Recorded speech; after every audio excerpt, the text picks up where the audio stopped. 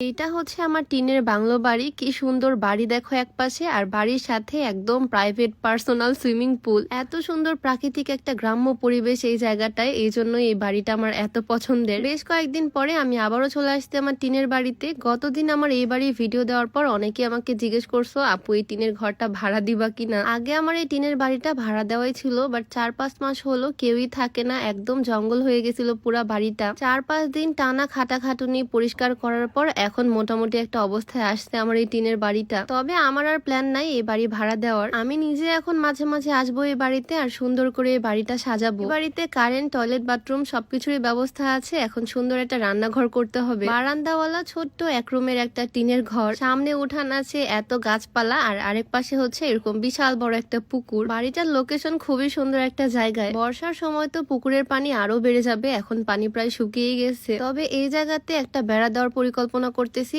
এক সাইডে একটু ফাঁকা রেখে পুরাটাই বেড়া দিয়ে দিব। তবে আর যাই হোক, এই বাড়িটা আমি আর ভাড়া দিচ্ছি না, এইটা তো শিওর। অনেকেই আমার এই ছোট্ট টিনের বাড়িটা খুবই পছন্দ করছে। আবার অনেকে তো বলছে এটা নাকি সরকারি বাড়ি, কারণ যাদের বাড়িঘর থাকে না সরকার অনেকে এরকম বাড়ি করে দিছে। আমার যদিও এই সম্পর্কে জানা নাই, তবে এই বাড়িটা সরকারের বাড়ি না, এটা আমার নিজের বাড়ি। যতই হোক টিনের বাড়ি ছোট বাড়ি, বাট এইটা আমার নিজের। ব্যাস এতটুকুতেই শান্তি। খোলামেলা সুন্দর পরিবেশ, সাথে পুকুর, খুবই সুন্দর ঠান্ডা বাতাস আসে। গরমকালে দুপুর বেলায় পাটি পেরে বারান্দায় বসে থাকতে কিন্তু দারুণ লাগবে। যাই হোক, আজকে আমি আমার খুব পছন্দের একটা 3 পিস পরছি। কালারটা যেমন সুন্দর, ড্রেসটাও কিন্তু খুবই সুন্দর। এই সুন্দর 3 পিসটা আমি নিয়েছি আয়ুষী ফ্যাশন ফেসবুক পেজ থেকে। পাকিস্তানি ইন্সপায়ার্ড এই 3 পিসটা কিন্তু আসলেই অনেক সুন্দর, ঈদের জন্য একদম বেস্ট হবে। আয়ুষী ফ্যাশন ফেসবুক পেজটা আমি ডেসক্রিপশনে মেনশন করে দিব। শুধু এই ড্রেসটা না, আরো অনেক সুন্দর সুন্দর ড্রেস তোমরা তাদের পেজে পেয়ে যাবা। এই বাড়ির বারান্দায় পারার জন্যই আমি মেইনলি এই পাটিটা কিনছি, আর আজকে নিয়ে আসলাম এই বাড়িতে। শীত তো সে কবে চলে গেছে, গরমও পড়ে গেছে। গরমকালে আমার টিনের ঘরের বারান্দায় বসে পাটিতে একটু রিল্যাক্স করব।